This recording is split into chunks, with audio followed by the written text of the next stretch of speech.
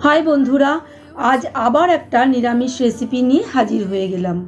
पेঁপে किन्तु अनेकेई खेते चाय ना। आज बानिये देखाबो अति सुस्वादु एकटा रेसिपि पेঁপের छक्का। এই পেঁপের ছক্কা খেতে এতটাই সুস্বাদু যে যারা পেঁপে খেতে চায় না এমনকি বাচ্চারাও আঙুল চেটে খাবে। মূলত লুচি পরোটা রুটির সাথে খেতে খুব ভালো লাগে, তবে নিরামিষ দিনে ভাতের সাথে খেতেও কিন্তু অসাধারণ লাগে। তাহলে চলো রেসিপিটি দেখে নেওয়া যাক।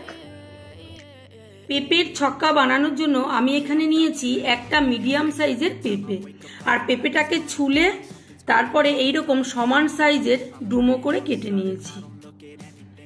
আর লাগছে আমাদের আলু, আমি এখানে 4টে আলুকে সমান সাইজের ডুমো করে কেটে নিয়েছি।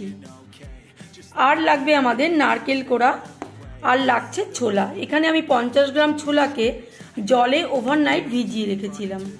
একটা মিক্সিং জার নিয়ে নিলাম, আর এতে আমি দিয়ে দিচ্ছি 1.5 ইঞ্চি আদাকে এরকম 3 টুকরো করে দিয়েছি, আর দিয়ে দিচ্ছি 3টে কাঁচা লঙ্কা। এবার সামান্য একটু জল দিয়ে এটার একটা মিহি পেস্ট বানিয়ে নিতে হবে। এই রান্নাটার জন্য একটা ভাজা মশলা বানিয়ে নিতে হবে, তাই গ্যাসে ফ্রাইং প্যান বসিয়ে দিয়েছি। আর দিয়ে দিচ্ছি 1 টিস্পুন সাদা জিরে মানে গোটা জিরে, আর দিয়ে দিচ্ছি 1 টিস্পুন গোটা ধনে, দিয়ে দিচ্ছি 2টো ছোট এলাচ, আর দিয়ে দিলাম 1 টুকরো দারচিনি। 1 মিনিট মতো নেড়েচেড়ে এটাকে রোস্ট করে নিলাম। এখন বেশ সুন্দর গন্ধ বেরিয়ে গেছে, ভাজা কিন্তু ঠিকঠাক হয়ে গেছে। এর থেকে বেশি ভাজার দরকার নেই, তা না হলে পুড়ে যেতে পারে। এবার এটাকে নামিয়ে নেব। এবার এই রোস্ট করা মশলাটাকে একটু ঠান্ডা হলে মিক্সিতে গুঁড়ো করে নিতে হবে। গ্যাসে কড়াই বসিয়ে দিয়ে পরিমাণ মতো সরষের তেল দিয়ে দিয়েছি, আর তেলটা কিন্তু বেশ ভালো গরম হয়ে গেছে। এবার আমি প্রথমে এই পেঁপেটাকে একটু ভেজে নেব, তাই কেটে রাখা এই পেঁপেগুলোকে দিয়ে দিলাম।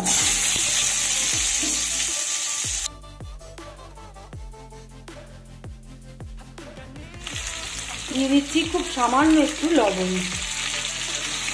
এবার পেঁপেটাকে নেড়ে চেড়ে হালকা ভেজে নিতে হবে। খুব সামান্য একটু হলুদ গুঁড়ো দিয়ে দিলাম।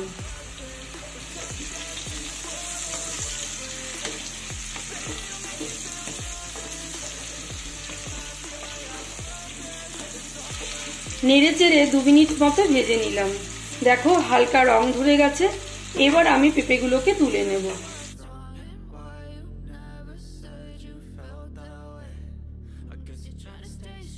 এবার আমি ওই তেলের মধ্যেই আরো একটু সরষের তেল দিয়ে দিয়েছি। তেলটা গরম হয়ে গেলে এবার ফোড়নে দিয়ে দেব 2টো শুকনো লঙ্কা, দিয়ে দিচ্ছি 2টো তেজপাতা, আর দিয়ে দিচ্ছি 1 টিস্পুন পাঁচফোড়ন। ফোড়নটাকে মোটামুটি 10-15 সেকেন্ড ভেজে নিলেই খুব সুন্দর একটা গন্ধ বেরিয়ে গেছে। এবার আমি এর মধ্যে দিয়ে দেব কেটে রাখা আলুর টুকরোগুলো।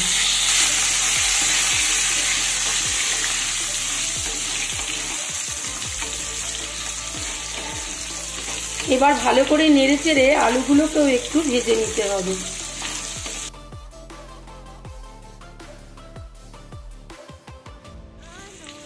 আলুগুলোর মধ্যেও খুব সামান্য একটু লবণ দিয়ে দিলাম, লবণটাকে মিশিয়ে দিলাম। এবার আঁচটা কমিয়ে দিয়ে ঢাকা দিয়ে দিয়ে আলুটা ভেজে নিলে আলুটা তাড়াতাড়ি ভেতর থেকে নরম হয়ে যাবে, আর ভাজাটাও বেশ সুন্দর হবে। দেখো আলুটা কিন্তু আমার অনেকটাই ভাজা হয়ে গেছে। আমি এই পর্যায়ে দিয়ে দেব ভিজিয়ে রাখা ছোলাগুলো।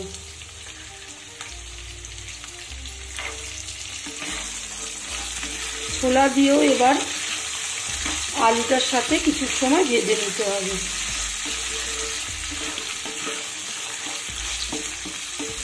ছোলা আর আলুটাকেও কিছুক্ষণ ভেজে নিয়ে এবার আমি এতে দিয়ে দেব নারকেল কোড়া।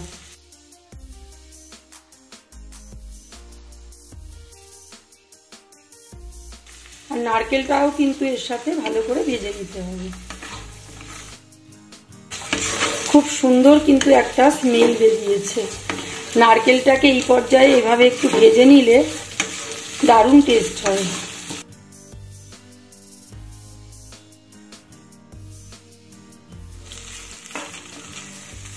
আলুর সাথে নারকেল আর ছোলাটাকে ভালো করে ভেজে নেওয়া হয়ে গেছে। এবার আমি দিয়ে দেব কাঁচা লঙ্কা আর আদা বাটা। এর সাথে আমি আরও কিছু গুঁড়ো মশলা অ্যাড করব। দিয়ে দিচ্ছি 1 টিস্পুন জিরের গুঁড়ো, দিয়ে দিচ্ছি হাফ টিস্পুন কাশ্মীরি লাল লঙ্কার গুঁড়ো। এটা কিন্তু ঝালের জন্য নয়, সুন্দর একটা রঙের জন্য। দিয়ে দিচ্ছি হাফ টিস্পুন হলুদ গুঁড়ো। এবার দিয়ে দেবো একটু জল, যেহেতু গুঁড়ো মশলা দিয়েছি, নচেত মশলাটা কিন্তু নিচ থেকে পুড়ে যেতে পারে। এবার সবটা ভালো করে মিশিয়ে দিয়ে সমস্ত মশলাটা খুব ভালো করে কষিয়ে নিতে হবে। দিয়ে দিচ্ছি পরিমাণ মতো লবণ।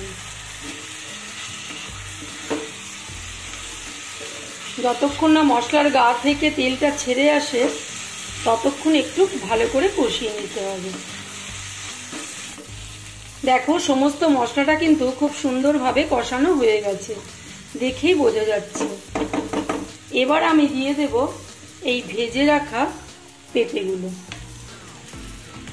এবার পেঁপেগুলোকেও সমস্ত মশলার সাথে খুব সুন্দরভাবে প্রথমে মিশিয়ে দিতে হবে, আর তারপর ধীরে ধীরে আবারও একটু কষিয়ে নিতে হবে।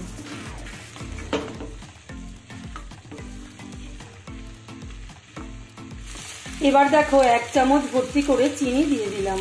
এটা যেহেতু নিরামিষ পেঁপের ছক্কা, আর নিরামিষ তরকারিতে একটু মিষ্টি মিষ্টি হলে ভীষণ ভালো লাগে খেতে। আর এই পেঁপের ছক্কাতে কিন্তু চিনি দিতেই হবে, এটা কিন্তু মাস্ট, না হলে কিন্তু খেতে একদমই ভালো লাগবে না। দেখো চিনিটাকেও কিন্তু একটু ভালো করে মিশিয়ে দিচ্ছি। এবার দেখো সুন্দরভাবে সবটা মিশিয়ে দিয়েছি, আর কষানোটাও কিন্তু আমার একদম ঠিকঠাক হয়ে গেছে। এবার আমি এতে দিয়ে দেব গরম জল। 1 কাপ জল আমি প্রথমে দিলাম। এখানে জল কিন্তু আমার খুব বেশি দেওয়ার প্রয়োজন নেই, কারণ এটা তো আমি ঝোল ঝোল করবো না, মাখা মাখা হবে। শুধু পেঁপে আর আলুটা সেদ্ধ হওয়ার মতো জল দিলেই হবে। দেখো আরও সামান্য একটু জল আমি দিয়ে দিচ্ছি।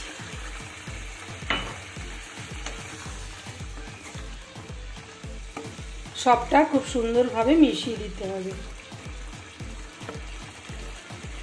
এবার ওপর থেকে 2 অল্প চেরা কাঁচা লঙ্কা দিয়ে দিলাম।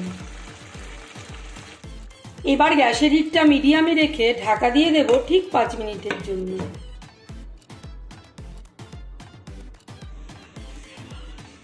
ফিরে এলাম 5 মিনিট পর, ঢাকাটা খুলছি। আবারও একটু ওপর নিচ করে সবটা নেড়ে চেড়ে দিতে হবে। দেখো পেঁপে আর আলুগুলো কিন্তু আমার বেশ ভালো সেদ্ধ হয়ে গেছে।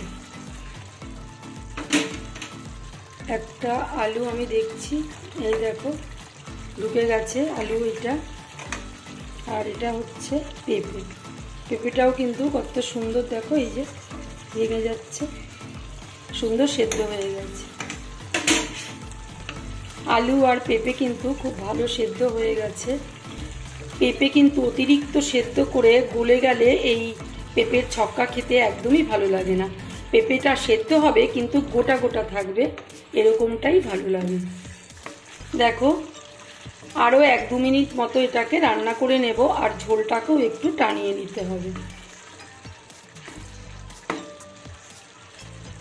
আমাদের পেঁপের ছক্কা রান্নাটা কিন্তু প্রায় হয়ে এসেছে। এই পর্যায়ে আমি রোস্ট করা মশলাটা দিয়ে দিচ্ছি। ভর্তি 1 চামচ ভাজা মশলা আমি দিয়ে দিলাম। মশলাটাকে সুন্দরভাবে মিশিয়ে দেব। গন্ধটা ভীষণ সুন্দর বেরিয়েছে। এই রোস্ট করা মশলাটা এই পেঁপের ছক্কাতে দিতেই হবে, তাহলে খেতেও দারুণ টেস্টি হবে আর গন্ধটাও ভীষণ সুন্দর হবে। দেখো আমি তোমাদের একটা ছোলাও ভেঙে দেখাচ্ছি। এই দেখো ছোলাটাও কিন্তু খুব সুন্দর সেদ্ধ হয়ে গেছে, এই দেখো ভেঙে যাচ্ছে। আমার পেঁপের ছক্কা রান্নাটা কিন্তু একদমই কমপ্লিট হয়ে গেছে। এবার সবশেষে এর মধ্যে 1 চামচ ঘি অ্যাড করতে হবে। দেখো 1 চামচ ঘি আমি এর মধ্যে দিয়ে দিলাম। দেখো পেঁপের ছক্কাটা কিন্তু দেখতে ঠিক এরকম হয়। পেঁপে আর আলুর গায়ে নারকেল আর ছোলাগুলো লেগে লেগে থাকে, আর মশলাগুলোও একটু গায়ের মধ্যে থাকে, এরকম মাখা মাখা। চলো, পেঁপের ছক্কা কিন্তু আমাদের একদম কমপ্লিট। এবার গ্যাসটাকে অফ করে দিয়ে 2 মিনিট ঢাকা দিয়ে স্ট্যান্ডিং টাইমে রেখে দেব। ফিরে এলাম 2 মিনিট পর। ওয়াও, কি চমৎকার দেখতে হয়েছে, তাই না বন্ধুরা? তাহলে দেখলে তো কত সহজেই তৈরি হয়ে গেল আমাদের নিরামিষ পেঁপের ছক্কা।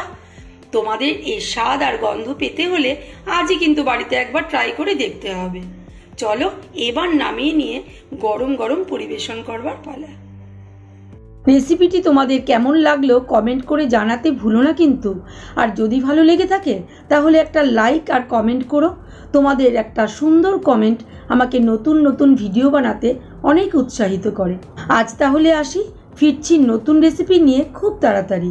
সবাই ভালো থেকো, ধন্যবাদ।